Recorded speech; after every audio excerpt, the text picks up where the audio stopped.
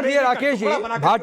भाटी जी हाल फिलहाल में जो बुलडोजर एक्शन हुए हैं, अयोध्या में मोहित खान आपका करीबी, कन्नौज में नवाब सिंह यादव आपका करीबी, अतीक आपकी सरपरस्ती हासिल, मुख्तार आपकी सरपरस्ती हासिल। बीते विधानसभा चुनाव में मुख्तार के बेटे ने कहा था आने दो सपाइयों का शासन, देख लेंगे बुलडोजर कहां मोड़ते हैं। तो सर ये लगता है कि अंदर का दर्द है जो बाहर निकल कर आ गया।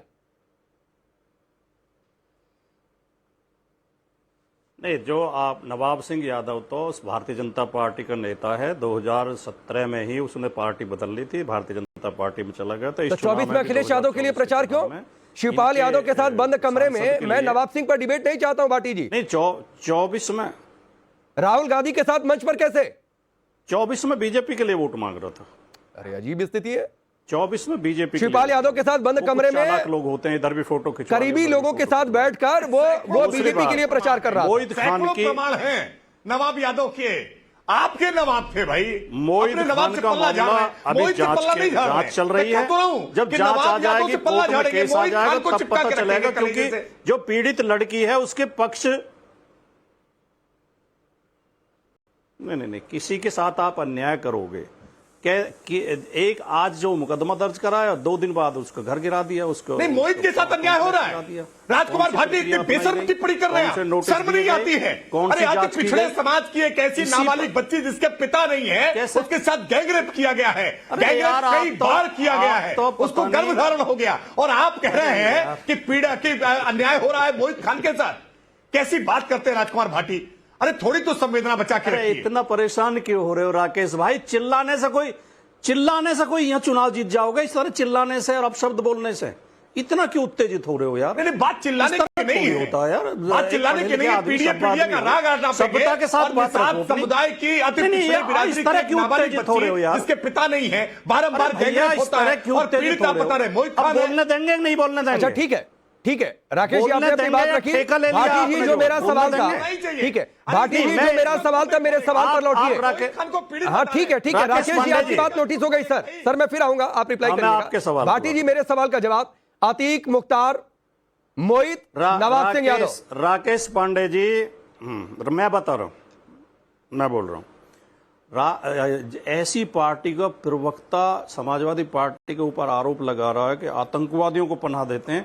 जिस पार्टी ने आतंकवाद की आरोपी, बम विस्फोटों की आरोपी को टिकट देकर संसद के अंदर भेजा, जिस पार्टी ने बलात्कारियों को जेल से रिहा कराकर, सजा याफ्ता लोगों को जो प्रमाणित अपराधी थे उनको जेल से रिहा करके उनकी पूजा की, उनका माला पहनाई, उन्हें संस्कारी बताया, जो बलात्कारियों के लिए कठुआ में जुलूस निकाल रहे थे बीजेपी के झंडे लेके, जो लोग और दूसरे वो हैं सजा याफ्ता हैं, उन्हें बार बार पैरोल दे देते हैं, बार बार बाहर निकाल देते हैं, वो पार्टी सवाल उठा रही है। और जिनके कितने हजारों लोगों के खून से हाथ रंगे हुए हैं। समाजवादी पार्टी के लोगों को भारतीय जनता पार्टी की सरकार जाति धर्म देखकर नहीं, ये आपकी बात पर राकेश त्रिपाठी इशारा कर रहे हैं, जवाब देंगे भाटी जी। मेरे सवाल का जवाब नहीं मिला। ये अंदर का दर्द है अतीक, मुख्तार, मोहित, नवाब के ठिकानों पर बुलडोजर चलने का, उनके अवैध निर्माण को ध्वस्त करने का अंदर का दर्द है जो बाहर आ रहा है। एक आप मुख्तार और उस अतीक का नाम लेके जो सैकड़ों निर्दोष लोगों के घर गिराए गए हैं, जो कानपुर में वो माँ बेटी अतीक मुख्तार एक वीडियो देखे होंगे, उनकी झोपड़ी उसके आतंक से लोग परेशान थे, ना जाने कितने लोगों की जमीनें छीन ली थी। आपको एक नजर आता है भाटी जी? यही दिक्कत है। चलिए राकेश जी एक रिप्लाई कर दीजिए। एक मुझे मालूम है थोड़ी सी आपकी सहूलियत से बाहर है, इसका जवाब देना। राकेश जी एक रिप्लाई करिए, फिर मैं आगे बढ़ता हूं। नहीं, सहूलियत से बाहर नहीं है। जब आप एक टीम की तरफ से खेलने लगते हैं, सर टीम की तरफ से कहां खेला?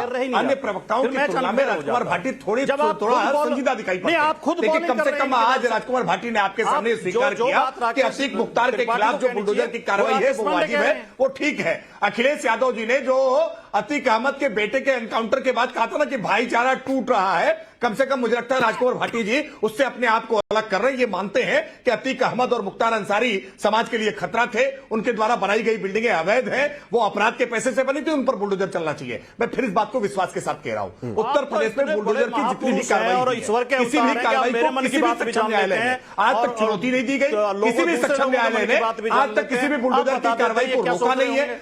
गलत नहीं अरे ठहराया राकेश है, भाई, कहीं कंपनसेट नहीं किया है। इसका मतलब कि उत्तर प्रदेश की योगी आदित्यनाथ सरकार की बुलडोजर की कार्रवाई विधि सम्मत है, विधि की परिधि के दायरे में है। लेकिन जब जब बुलडोजर चलता है तो दर्द अपराधियों से ज्यादा अखिलेश जी के पेट में होता है। ये उत्तर प्रदेश की जनता जानना चाहती है कि अपराधियों की संपत्ति पर बुलडोजर चलने से ये अखिलेश जी को दर्द क्यों होता है। आखिरकार क्या रिश्ता है अपराधियों की बिल्डिंग से अखिलेश यादव जी का। अखिलेश यादव जी ने अपनी सरकार के समय में पाल पोस करके इन अपराधियों की बिल्डिंगों को बड़ा किया था, जिस पर वो चढ़ करके ठीक है, मैं आगे बढ़ता हूं। 3 मेहमान अभी वेट कर रहे हैं राकेश जी। वरुण पुरोहित जी, लेकिन सुप्रीम कोर्ट ने यह जरूर कहा कि आरोपी दोषी पर बुलडोजर नहीं चलना चाहिए सिर्फ इसलिए कि आरोपी दोषी है, लेकिन यह तो कहा नहीं कि अवैध निर्माण है तो उसको देखते रहो।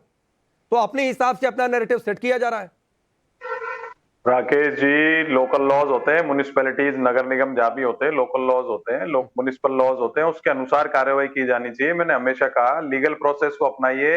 हमारे पूर्वजों ने 3 टायर सिस्टम बनाया था, जुडिशरी को आप ओवरकम कर करके डायरेक्ट चलोगे तो यही चीज होगी। मैं आपको कह रहा हूं, मैंने शुरू में भी कहा, कल सुप्रीम कोर्ट ने भी कहा है बुलडोजर चलाना अवैध है। अगर आपने उसको अपॉर्चुनिटी टू हियर नहीं दिया है और आप बुलडोजर चला रहे हो तो आप गलत कर रहे हो। जो अपराधी है उसके परिवार वाले या उसके मिलने वाले का किसी किराएदार है, आपने मकान मालिक का घर ही तोड़ दिया राजस्थान में, ये कोई तरीका थोड़ी है आपका बुलडोजर चलाने का। और विपक्ष क्या है, विपक्ष की बात कर रहा हूं मैं। आप ये तो देखो देश में एक आप नहीं तो फिर वरुण पुरोहित जी फिर अखिलेश यादव की बात से, समाजवादी पार्टी की बात से आप लोग सहमत है? वैसे भी आप लोगों की जुगलबंदी आजकल कुछ ज्यादा अच्छी है, होनी भी चाहिए। चलिए गठबंधन है तो कि गोरखपुर की ओर बुलडोजर मुड़ जाएगा, मठ है या जो भी है सब टारगेट पर होगा। मेरे को तो पूरा कर लेने दो। मैंने एक बड़े पत्रकार भी हैं, अपने से बहुत सीनियर रहे हैं, उनका आर्टिकल फिर रिपीट करता हूं, कई महीने साल हो गया उसको लिखे, 1 साल हो गया होगा। लोकतंत्र में मूर्खतंत्र चल रहा है, ये तो मूर्खतंत्र कर ही रहे हैं। बुलडोजर आम आदमी की तो समस्याओं से इनको मतलब नहीं है। विपक्ष की भी मूर्खता बता रहा हूं मैं आपको कि जब सुप्रीम कोर्ट निर्णय दे रहा है भाई आप बुलडोजर चल रहा था तो सड़कों पे आ जाते हैं उत्तर प्रदेश के अंदर, पूरे देश के अंदर। आपको तो मुद्दा दिया बीजेपी ने पर वो आ नहीं पा रहे। वही तो मैं कह रहा हूं, ये जो चुनाव हुआ था मोदी जी के पक्ष का, मोदी जी के विपक्ष का, और ये मूर्खता जो थी केंद्र सरकार की, उसके कारण ये हार गए। विपक्ष तो भारत जोड़ो यात्रा के अलावा पिछले 10 साल में कोई कार्रवाई नहीं कर पाया।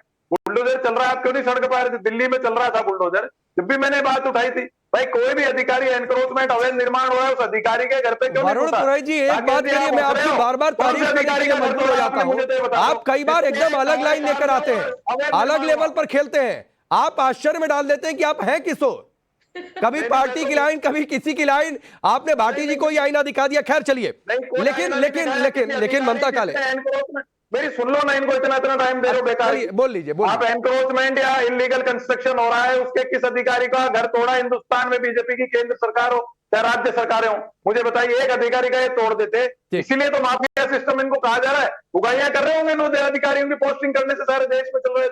एक अधिकारी का घर तोड़ देते, पूरे देश में अधिकारी डरते, कहीं इलीगल कंस्ट्रक्शन एनक्रोचमेंट नहीं होने देते। और दूसरी बात, बार बार bulldozer what is this bulldozer? मैं आपको कई बार कहा योगी आदित्यनाथ साधु बढ़िया हो सकते हैं, योगी बढ़िया हो सकते हैं, राजनीतिक सूझबूझ राजनीतिक गहराई के बगैर सूबे का मुख्यमंत्री राजनीति नहीं चला सकता है। ठीक है सर, इसी बुलडोजर पर यूपी में चुनाव हो चुके हैं और ममता काले यूपी की जनता ने मैंडेट दिया है। क्या हुआ? बाबा बुलडोजर चल जीत लेते सीटें। मैंने उसके पहले भी कहा था आपको नहीं। तो सर 17-22 में क्या हुआ था?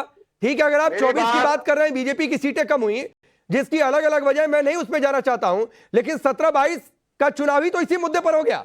मैंने क्या कहा आपको? ठीक है ममता काले, ये पर्सनल लड़ाई है, इसलिए गोरखपुर का जिक्र, योगी से पर्सनल चिढ़ या कोई वजह और है? जी राकेश जी बहुत बहुत धन्यवाद। सबकी बात बड़ी पेशेंटली सुनी मैंने। सबसे पहले मैं परम श्रद्धेय आदरणीय योगी आदित्यनाथ जी पर जो राजकुमार भाई ने टिप्पणी करी है उसके लिए 2 चीजें बोलना चाहती हूं।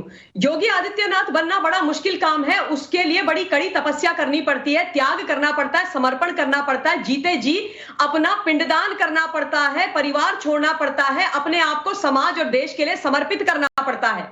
लेकिन ये बात वो लोग कैसे समझेंगे जो वंशवाद और परिवारवाद की राजनीति करते हैं? मैं भी एमपी, मेरी पत्नी भी एमपी, मेरे चाचा जी विधायक, मेरे भतीजे विधायक, जो पूरा जो उत्तर प्रदेश है वो हमारा है, वो इस चीज को नहीं समझेंगे। उनके सिलेबस में बिल्कुल भी योगी आदित्यनाथ जी जैसा चरित्र, महान चरित्र नहीं आता है, तो इसलिए उनकी बातों पर मैं ध्यान भी नहीं देती। और मुझे ऐसा लगता है कि जो उनको बातें करनी है, शायद समाजवादियों ने यही ऐसा ही सिखाया होगा। खैर, हालांकि मैं व्यक्तिगत तौर पर राजकुमार भाई का बड़ा सम्मान करती हूं। अब मैं 2-3 चीजें बहुत जरूरी और महत्वपूर्ण बोल देना चाहती हूं। जो बात बोली गई कि गोरखपुर की तरफ बुलडोजर का रुख किया जाएगा, मुंह मोड़ दिया जाएगा, मैंने तो आज तक आदरणीय योगी आदित्यनाथ जी को या कभी किसी को यह बोलते हुए नहीं सुना कि सफाई की तरफ बुलडोजर चला जाएगा। ये कौन सी सोच है, ये कौन सी विचारधारा है? मठ